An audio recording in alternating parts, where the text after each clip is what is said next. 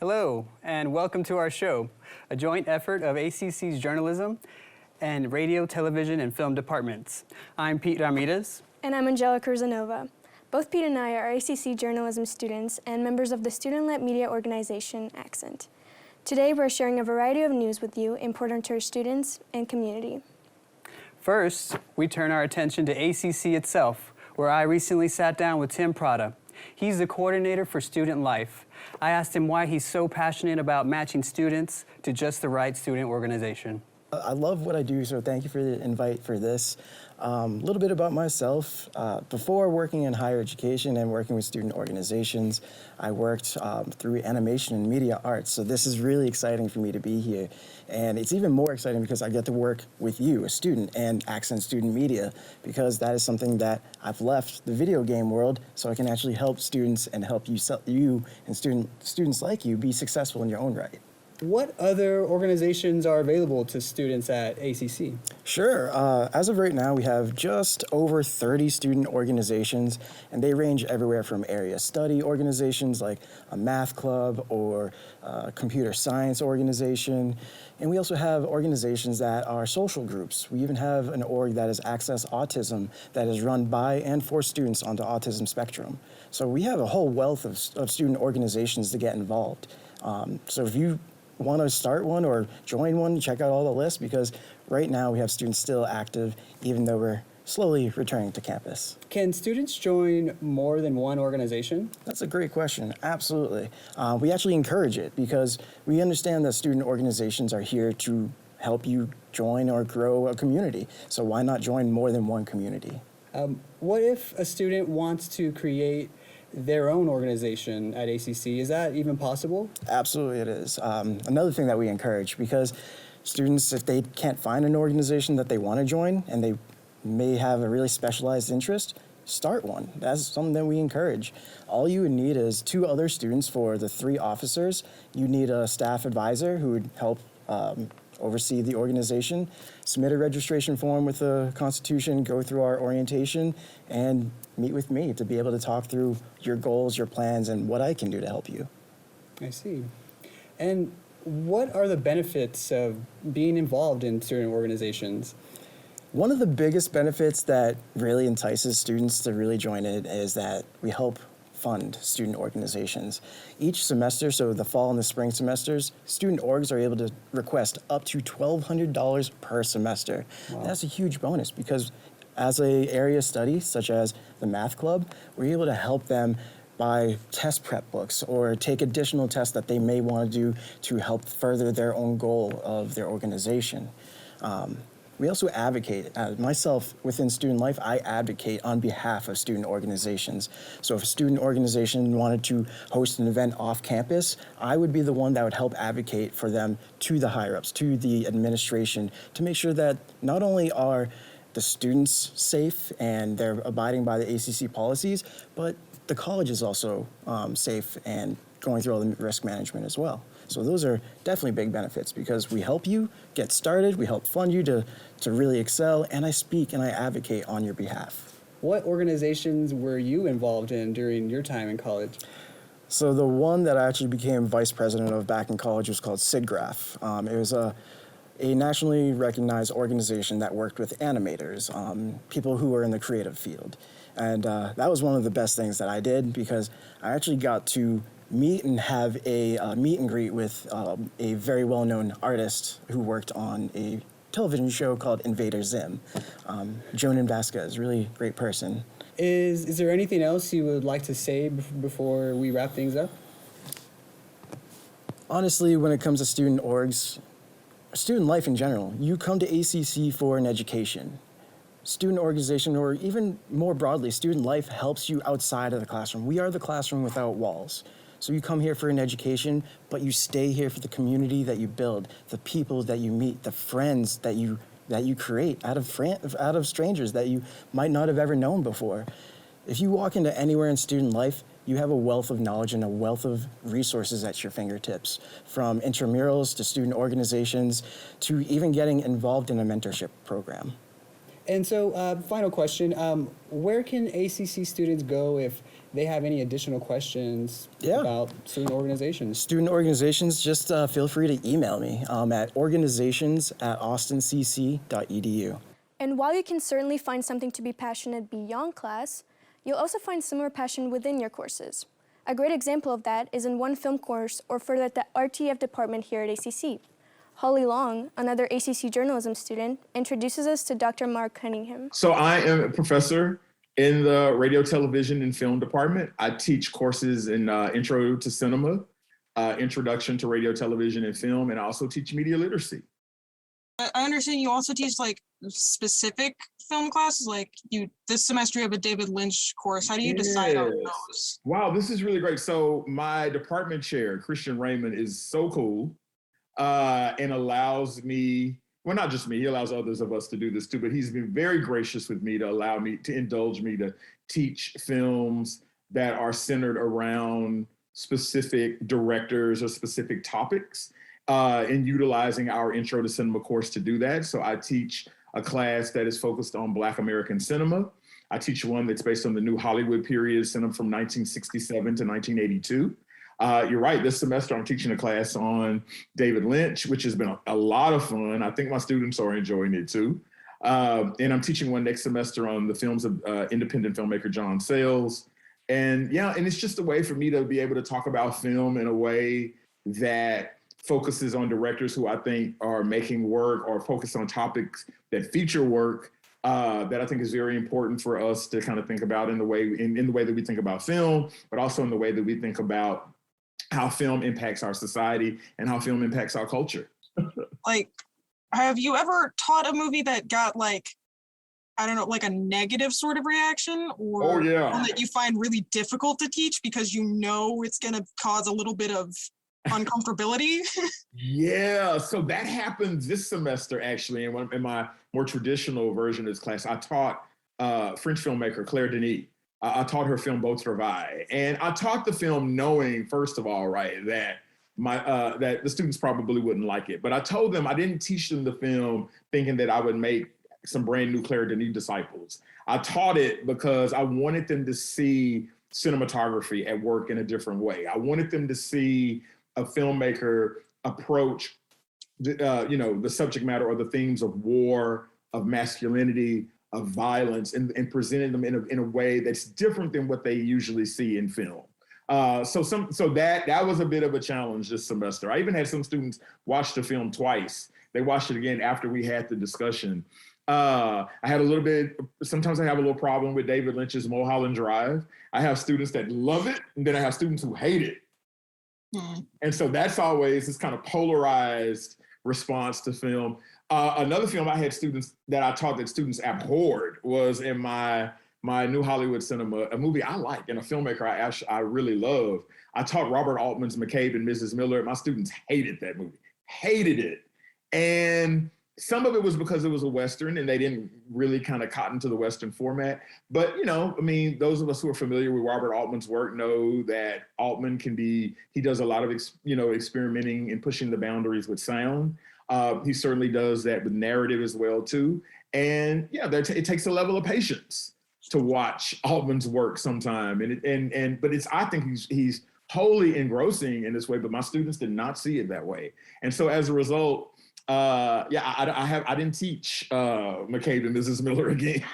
I haven't taught it again. So the same thing happened with another movie I loved, Martin Ritt's movie HUD with Paul Newman, that I teach, for cinematography, because the way the cinematographer James Wong Howe uses black and white photography or cinematography, and that's just it's I feel just beautiful and glorious. But again, it's kind of more languid pacing, Western, or certainly Western-esque, if you will. Yeah, and my students some of them didn't gravitate towards it. And so I still continue to teach her because I don't care. I'm going to change their minds about that one. So.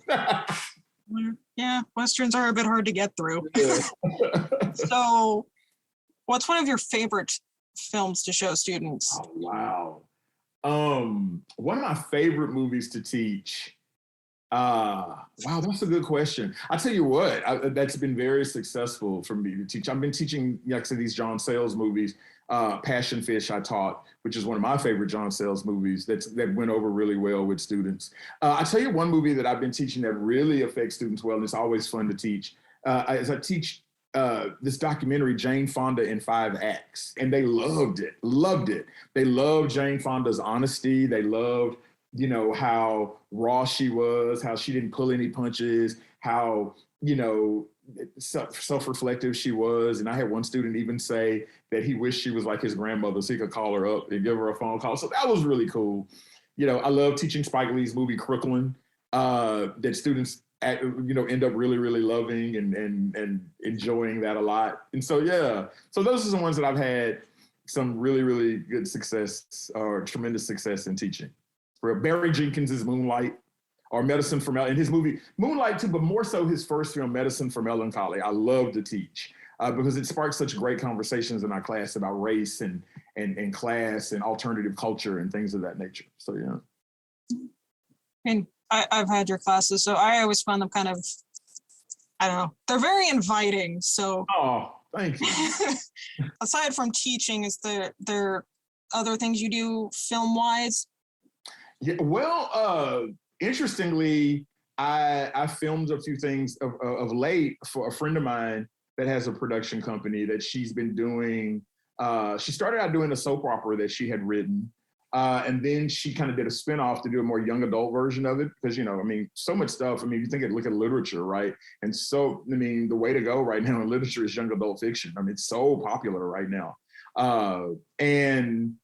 So she did a version of that. And so I've directed some things for her there. We're still kind of getting those things edited and kind of off the ground and getting those things moving because we have these day jobs, right? So we have to find a way. Jobs get in the way. Yeah, we have to kind of balance all of that stuff too so it doesn't get made. But those things don't happen they get made, but they don't happen very quickly. So we're still working on those. But most of what I do outside of the work I do at ACC is I do a lot of writing. And so in this case, still a lot of scholarly writing. I've published quite a bit in certain books on television and film and popular culture. I've written for The Atlantic. I have an article on John Singleton after he passed, the director John Singleton, his movie Poetic Justice that I wrote for The Atlantic. And I'm about a month and a half away from submitting my manuscript for the book that I wrote on John Singleton called right now it's titled, this is what it's going to be titled, Once Upon a Time in South Central Los Angeles, Race, Gender, and Narrative in what John Singleton self-described Hood Trilogy. And there are these 3 movies that he did that take place in South Central Los Angeles where he was from, Boys in the Hood, Poetic Justice, and Baby Boy. So yeah, that's kind of like in terms of with film, I've been doing more in the writing aspect because that's what I was trained really as and what my interest level was when I was in film school at UT Austin is screenwriting. That's what I really wanted to do. I call myself wanting to get in directing to do what John Singleton did, was to direct, to protect the vision of the things that he had written. But writing is what I like to do. I still want to write novels too.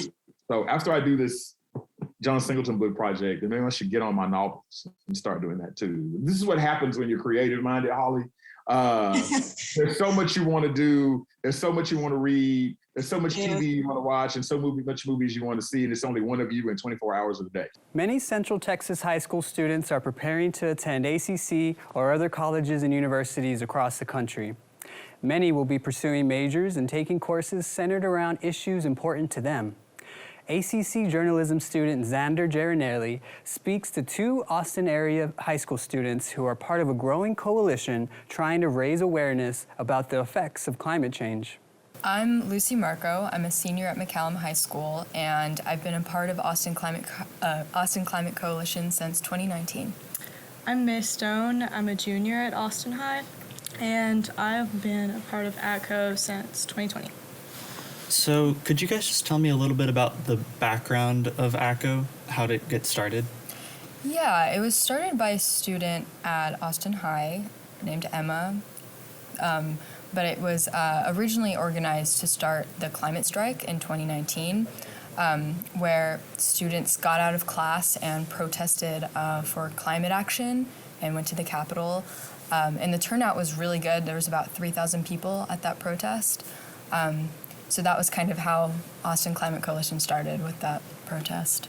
So what exactly is ACCO now? Like, how would you describe it? It's a youth climate advocacy group.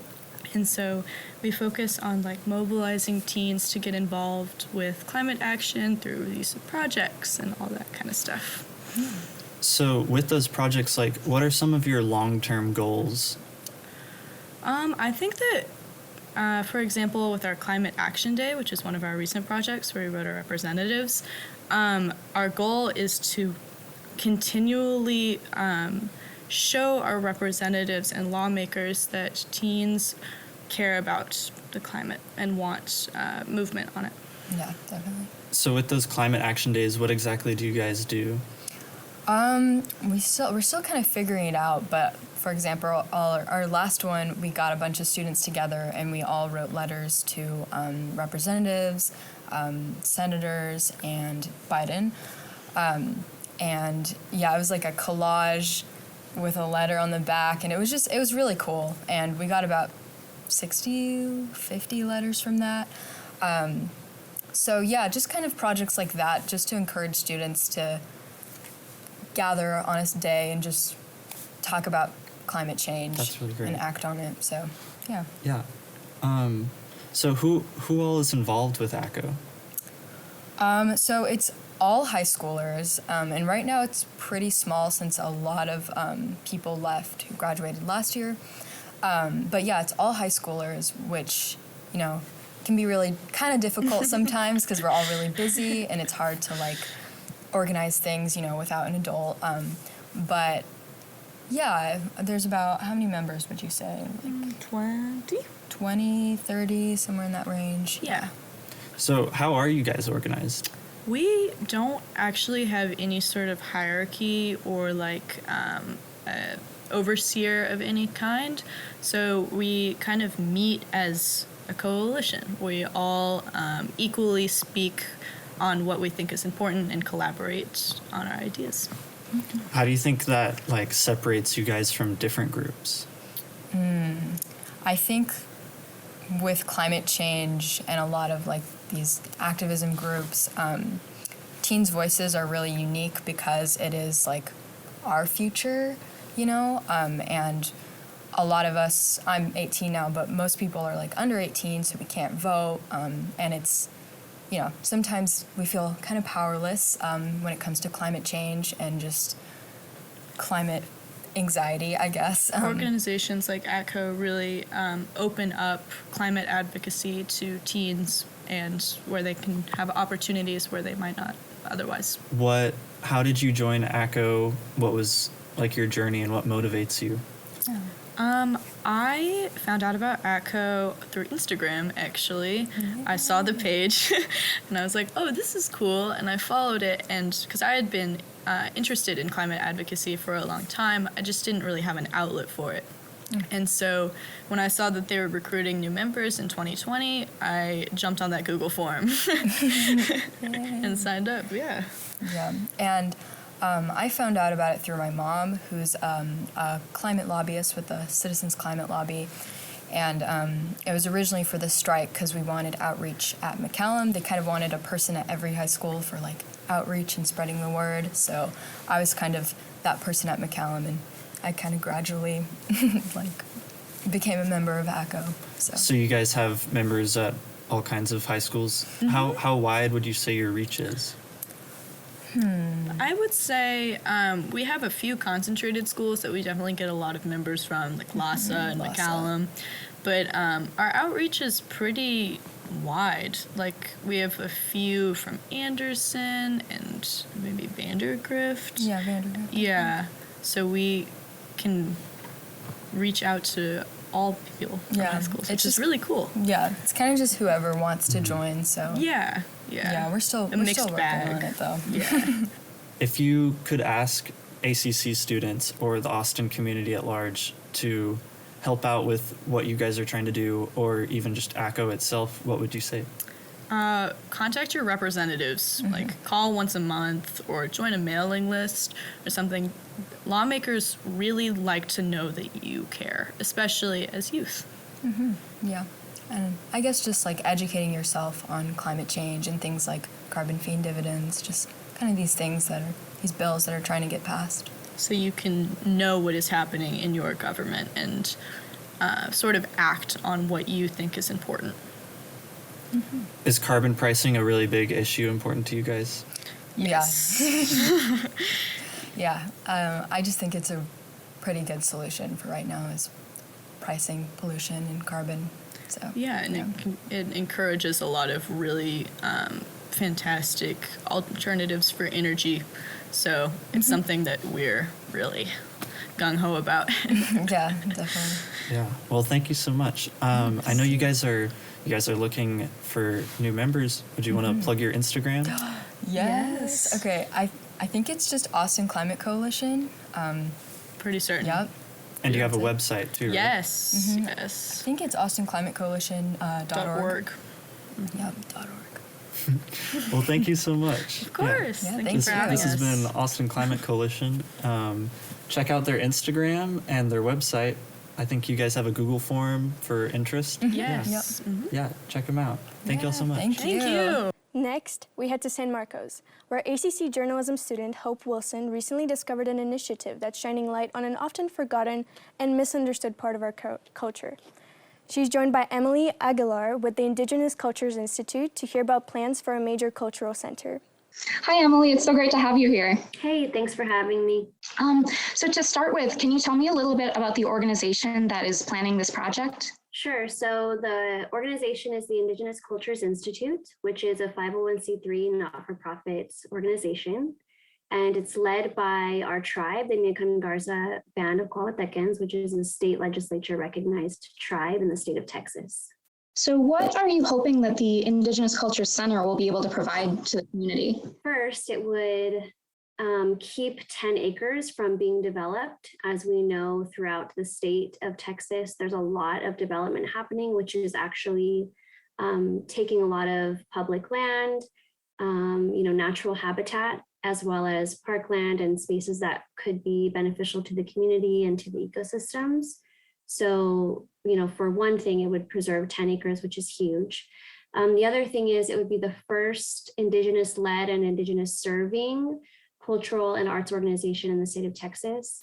There are organizations and museums that do have Indigenous components or perhaps are Native-led, but this would be the first fully Native-led and Native-serving space for that. And it would offer arts and cultural classes for everybody in the community, whether you're Indigenous or not, to learn about, the abundant communities that we have throughout Turtle Island, or otherwise known as North America, as well as Canada and South America. And we would also invite people from outside of Texas, of course, to use the space, as well as, community members from within Hayes County to use the space as well. I know y'all have been reaching out to the community for input. What kind of input have you gotten from the community so far? So when we had the public prayer, we had so many people show up, which was amazing. But then we also had a lot of people submit their own prayers at that event, as well as afterwards and continuing into today. So people were given the opportunity to write on cards and offer those cards onto the altar that we were building in that space.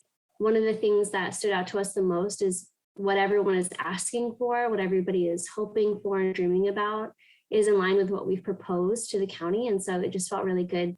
A lot of people are hoping for ways to build meaningful, authentic connections with Native people here, as well as to learn more, as well as to develop their own knowledge and language and arts and all kinds of things. So that was really beautiful. What would be the scope of this project in terms of which Native populations would be represented? Is this focused on people of Texas or a little further abroad? Or the Institute is focused on people that are native to what's currently central to South Texas into northern Mexico. But the center would be open to all Indigenous people as well as non-Native people to learn about Indigenous people. So it really would be a space kind of like if you've ever been to the Indian Pueblo Center in Albuquerque. That's a place that is run by Indigenous people, but it is teaching about many different Pueblo communities in that space. People are obviously invited who are not a part of those communities to learn about, present day as well as historical people. And so that would kind of be the way that we'd want to do it. We would invite people from outside of Texas, but of course, right, the knowledge that we hold as the center is about our people. And so that's why we would invite those other communities in to do that work themselves and to be able to speak for themselves and share those teachings on their own. How soon are you hoping that the Cultural Center could be up and running? So we have a 5-year plan. You know, if we are blessed with this funding, then that would put us on track towards that 5-year plan. It takes a long time to build a space of this scale, because the center would not only be the actual physical building and, you know, all the flexible classrooms and arts spaces, but also outdoor ceremonial spaces, outdoor recreational spaces. So there's a lot to it. So over 5 years is the ideal plan. But honestly, if we make it happen at all at any point, that's the dream, right? Is that we're doing this work not necessarily just to benefit us that are here now, but for future generations that we don't even know about yet. So that's the plan. You mentioned that Texas doesn't already have a space like this. I guess, could you talk about maybe why that is or why it would be so important here? Yeah, so the state of Texas doesn't currently have very many federally recognized tribes. And federally recognized tribes are, you know, at the federal level, they hold a little more power than state recognized tribes. And there's a whole, you know, explanation I could give about that. But basically the long story short is how Texas was colonized in the history with Mexico and the history with the United States. There's not a process anymore, or at least it would take 50 years to gain federal recognition from the US government. So basically the US government, because Texas was colonized a little later, said anybody that's still here, you're either American or you're Mexican, and that's it. Like basically saying natives don't exist in Texas, even though, right, archaeologists confirm that this is the longest continually inhabited place in North America. So that's a long story short. Texas doesn't like to admit that colonial legacy. And so part of that work is not working with us, not acknowledging us, and therefore we don't have spaces and places like this. Is there any particular reason why San Marcos or? Yeah, so the sacred springs are in San Marcos, what's commonly called Spring Lake. We call it in Guahuateca and Ajewaquiana. And Ajewaquiana is the birthplace of our creation. So in our creation story, we came out of those springs. So it's a very sacred place to us. And so we hope that the center would be as close as possible to the site of our creation. Well, thank you so much for talking to me, Emily. Yeah, thanks for having me. That's going to do it for our show today. Thanks for being with us. I'm Pete Ramirez. And I'm Angelica Rosanova. Our thanks to the production crew, made up of RTF students, for their help in putting this together. We hope you'll join us again next time, when we share more work from the ACC journalism students here at ACCTV.